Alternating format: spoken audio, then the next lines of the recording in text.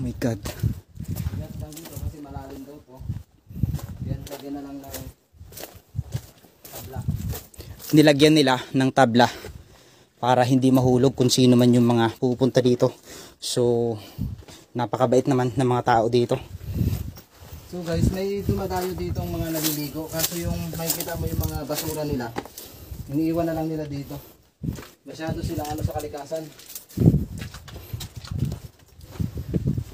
Mga plastic bottles na nila. Ingat. Grabe oh. Ito dapat hindi ito nilalagay dito mga kalahi. Grabe. So, ito na naman tayo sa akyatin mga kalahi. Ang daming basura. Napansin yan?